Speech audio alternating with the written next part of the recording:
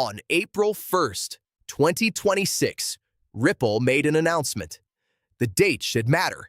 April 1st, April Fool's Day, the one day of the year when every major company announcement gets scrutinized for the possibility that it is a carefully constructed hoax. Ripple announced that it had launched digital asset accounts and unified treasury, embedding native XRP Ledger capabilities directly into a treasury management system used to orchestrate $13 trillion in annual payment volume. For the first time in history, the CFO of a Fortune 500 company could manage fiat currency, digital assets, and XRP Ledger native transactions from a single dashboard. Not a pilot, not a beta, a launched product on April 1st, and nobody called it a joke. Not one analyst, not one mainstream financial publication, not one institutional investor who reviews these announcements through legal teams and compliance frameworks. The absence of skepticism on the most skeptical day of the year is the signal. When an announcement lands on April Fool's Day and the institutional world responds with zero doubt, that is not a coincidence. That is a reflection of how thoroughly the infrastructure has been built and how completely the financial world has already accepted what is being launched. Understand what unified treasury actually means for the CFO of a major corporation. Before April 1st, managing digital assets alongside fiat currencies required separate systems, separate custodians, separate reconciliation processes, and separate compliance frameworks. Treasury teams at corporations large enough to consider XRP exposure faced an operational friction that made even exploration difficult. After April 1st, the CFO opens one dashboard, one screen, fiat and XRP native assets in the same view, managed through the same platform, subject to the same institutional-grade controls. That friction did not just get reduced, and the platform processing that unified view, G Treasury, now Ripple Treasury, orchestrated $13 trillion in annual payment volume before the launch. That is not a startup attracting its first clients. That is an established institutional platform expanding into digital assets through a single product update. So here is the question that April 1st forces. If Ripple just embedded XRP into the treasury management dashboards of corporations that collectively orchestrate trillions in annual payments, and did it with zero institutional skepticism on the most skeptical day of the year, how many Fortune 500 CFOs are currently looking at a dashboard that includes XRP on the same screen as their fiat positions? And at what point does looking at it become using it? Welcome to XRP News Flow Signals, where we read the product launches and institutional filings, not just the price charts. This is not financial advice. But if you want to understand why April 1st was the most structurally significant product launch in XRP's history, and why Michael Arrington, one of Silicon Valley's most respected investors, chose April 20th to describe Ripple's potential as having no upper limit, stay with me. We connect the infrastructure signals before the price reflects them. Let's start with the architectural precision of what Ripple launched on April 1st, because the framing of unified treasury undersells the structural significance. The G Treasury platform, now Ripple Treasury, already processed $13 trillion in annual payment volume before the April 1st launch. This was existing, live, operational payment orchestration for enterprises ranging from mid-market companies to Fortune 500 corporations. The platform was not a startup seeking clients. It was an established institutional infrastructure processing payments at a scale that exceeds the GDP of most countries. What the April 1st launch did was not create a new product. It connected an existing $13 trillion payment platform to the XRP Ledger. For the first time, the institutional treasury management system processing those $13 trillion in annual flows now has native XRP Ledger capability embedded at the platform level. The CFO who logs into Ripple Treasury does not need a separate crypto interface, a separate digital asset custodian, or a separate compliance process. The XRP Ledger is natively integrated into the Treasury workflow. Now understand the adoption dynamics this creates. When a product feature is embedded natively at the platform level, adoption does not require a decision to adopt. It requires only a decision not to opt out. The friction is inverted. Instead of asking, should we integrate digital assets into our Treasury workflow, the question becomes, should we turn off the digital asset capability that is already in our Treasury workflow? Companies that evaluated digital assets and decided not to integrate them because integration required a separate project, separate budget, and separate approval, now face a fundamentally different decision. The integration is done. The capability is live. Adoption is the path of least resistance. And Michael Arrington, founder of Arrington Capital, one of the most respected digital asset investment operations in Silicon Valley, described the implication of this on April 20th with a single phrase: no upper limit on the value of this ecosystem. But here is what makes the April 1st launch even more significant than the product itself. And it involves a number that most analysis of the FedNow system has completely overlooked. Because the infrastructure connecting Ripple Treasury to the broader banking system has been quietly expanding at a pace that changes the adoption math entirely. And the number attached to that expansion will stop you. Let's talk about FedNow, because this data point has been sitting in plain sight, and its implications have not been properly connected to the Ripple Treasury launch. In 2023, the Federal Reserve's real-time payment system, FedNow, launched with 35 participating financial institutions. In April 2026, right now, FedNow has over 1,700 financial institutions integrated into its network. That is a 49x expansion in 3 years. From 35 banks to 1,700 plus banks in the same instant payment infrastructure. Now, connect this to Ripple Treasury.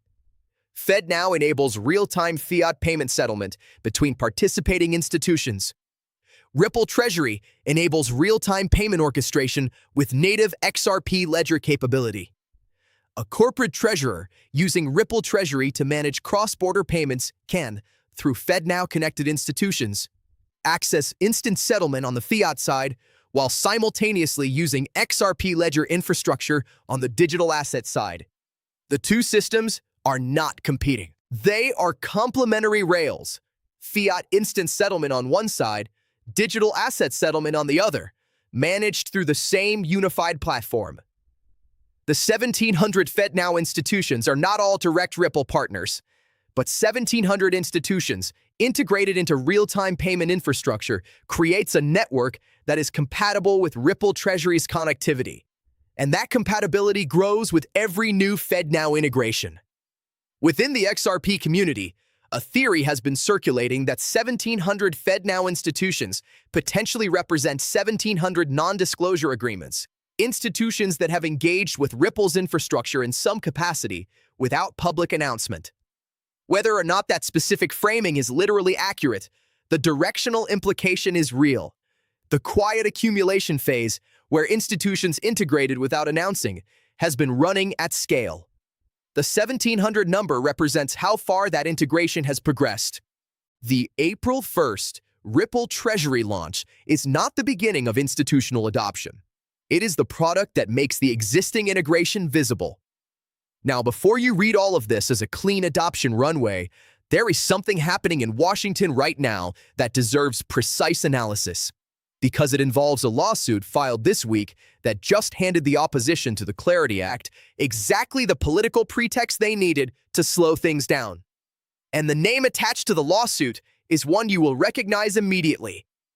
Let me map what this means for the legislative timeline. Let's address the Justin Sun versus World Liberty Financial lawsuit, because this development arrived this week with direct legislative consequences that most crypto coverage is treating as a separate story. Justin Sun, one of the most prominent figures in the global crypto industry, filed a lawsuit against World Liberty Financial, the Trump family-backed crypto venture.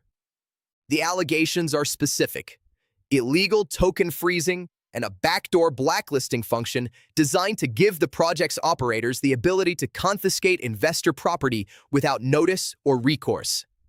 Regardless of the legal merits, which will be determined in court, the political impact is immediate and damaging. The Clarity Act is already navigating 5 documented hurdles. Among them, the CFTC operating with only one commissioner, prediction market complexity, and Iran-linked AML pressure. The World Liberty Financial lawsuit adds a 6th vector. For senators who have been looking for political cover to oppose or delay the Clarity Act, the lawsuit provides a ready-made argument. How can we pass comprehensive crypto regulation when a project backed by politically connected figures is facing allegations of exactly the kind of investor protection failures that regulation is supposed to prevent? That argument is not a legal argument. It is a political argument. And political arguments do not need to be accurate to be effective in delaying legislation. The honest assessment: the Clarity Act's timeline has become more complicated, not less. The banks are simultaneously submitting to the OCC to ban stablecoin yields through regulatory policy, attempting to achieve the yield restriction without the Clarity Act ever reaching the floor. 2 attack vectors, 1 legislative target. And Ripple's infrastructure, the full financial stack that includes Ripple Treasury, Ripple Prime, and RLUSD, is not waiting for the outcome. And that brings us to the Japan signal, because there is a dimension of the Strait of Hormuz crisis that most Western analysis is not connecting to XRP at all. Japan is not watching this as a geopolitical news story. Japan is watching it as an existential financial threat. And the way Japan's institutional capital is responding to that threat is the most revealing adoption signal in the entire Asia-Pacific market right now. Let me show you the numbers. I want to pause here, because connecting the April 1st Ripple Treasury launch to the FedNow 1,700 institution network, to the World Liberty Financial lawsuit, to Japan's existential financial positioning as a single converging picture of where XRP's adoption stands right now, is the cross-signal analytical work this channel is built for. If you want this level of structural mapping in your feed every week, subscribe to XRP News Flow Signals right now and turn on notifications. Because the Japan institutional signal I am about to map, 80% of Japanese institutional investors planning digital asset allocation within 3 years, combined with the energy crisis math, is the adoption data point that most Western XRP analysis has completely underweighted. You want this framework before the Asian adoption wave becomes the headline. Let's talk about Japan, because the framing most analysts apply is wrong. Most analysis of Japan's XRP adoption treats it as investment behavior. Japanese institutions are bullish on XRP. They see the same utility thesis that Western analysts describe. They are allocating accordingly. That framing misses the urgency. Japan's situation in the current energy crisis is not investment-driven. It is survival-driven. With oil at $130 to $140 per barrel, and the Strait of Hormuz disruption removing an estimated 12 to 13 million barrels per day from global supply, Japan faces a structural energy security threat that no other major developed economy experiences in the same way. Japan imports approximately 90% of its energy. It has essentially no domestic oil production. Every barrel that does not pass through the Strait of Hormuz is a barrel that Japan's industrial economy does not receive. When trade stops, Japan's financial system does not just slow. It faces a liquidation cascade. Factories cannot operate without energy. Export revenue collapses. The yen faces pressure. And the correspondent banking system that processes Japan's cross-border payments, built on pre-funded nostro accounts and multi-day settlement cycles, cannot respond at the speed the crisis demands. SBI Holdings, Japan's largest financial services group and one of XRP's longest-standing institutional partners, did not organize XRP Tokyo 2026 as a promotional event. The framing from inside Japan's financial establishment is more specific. It is a rescue mechanism, a coordination point for the institutional infrastructure that Japan will need when the global financial system faces maximum stress. The data confirms the urgency. 80% of Japanese institutional investors are planning to allocate to digital assets within the next 3 years. Not as a speculative play, but as a hedge against the correspondent banking system's inability to function at crisis speed. XRP is consistently the most traded digital asset in the Japanese market, often outperforming Bitcoin in local volume. The Japanese institutional community is not choosing XRP because of narrative. They are choosing it because of settlement speed. When your economy depends on oil that must pass through a militarized choke point, and the settlement system for the financial flows that buy that oil operates on 2-day clearing cycles, the asset that settles in 4 seconds is not a speculative investment. It is operational infrastructure. Let's run the return to fair value math, because this is the calculation that most retail analysis stops short of completing. XRP held the number 2 cryptocurrency position by market capitalization for multiple years before the SEC lawsuit filed in December 2020. The lawsuit triggered systematic delisting from U.S. exchanges, institutional hesitation, and a multi-year suppression of XRP's position in the market hierarchy. The commodity classification exists. The institutional infrastructure is more developed than it was when XRP held the number 2 position. If XRP simply returns to its historic market position, not to some speculative new high, but to the ranking it already occupied, the implied price at current market conditions is between $10 and $13 per token. Not $10, $13 based on a price target from an analyst, based on where XRP's market cap would sit if it returned to the number 2 position it already held. Michael Arrington described the Ripple ecosystem as having no upper limit. That phrase is not hyperbole from a supporter.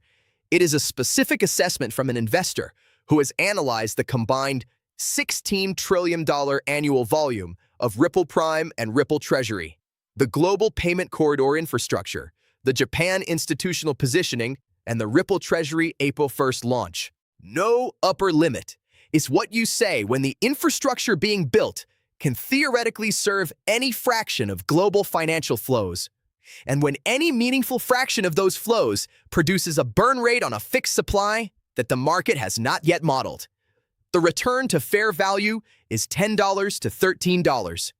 What lies beyond that return depends on the volume that routes through the infrastructure that just became a Fortune 500 CFO's unified dashboard. Let me leave you with the complete frame. On April 1st, Ripple launched a product that nobody called a joke, because the institutional world already understood what it was. The 13 trillion G Treasury platform, natively connected to the XRP Ledger, managed from a single CFO dashboard. Michael Arrington said no upper limit on April 20th. Not as hope, as analysis. FedNow expanded from 35 to 1,700 plus institutions. The quiet integration phase ran for 3 years. The April 1st launch is the product that makes it visible. Japan is not allocating to XRP as an investment. Japan is treating XRP as operational infrastructure for a financial system that must survive $140 oil and a closed Strait of Hormuz. The World Liberty Financial lawsuit complicates the Clarity Act timeline. The banks are running 4D chess through OCC policy submissions. The legislative path is harder than optimistic analysis suggests. And yet, the April 1st product is live. The 1,700 institutions are integrated. The Japan institutional urgency is real. The $10 to $13 fair value thesis rests on a return to a position XRP already held. The infrastructure is assembled. The demand is structural. The timeline is complicated, but the destination is not. If the April 1st launch framing changed how you see Ripple's product strategy, subscribe to XRP News Flow Signals before the Fortune 500 CFO adoption data becomes public in Q2 and Q3 filings. We track the product launches, the institutional adoption mechanics, and the Japan signal before the price reflects what the CFO dashboards already show. Drop one word below, dashboard, if the Unified Treasury April 1st launch landed as the structural signal it is. Let's see who caught it. Stay sharp. The signal does not lie. Not financial advice. Always conduct your own research.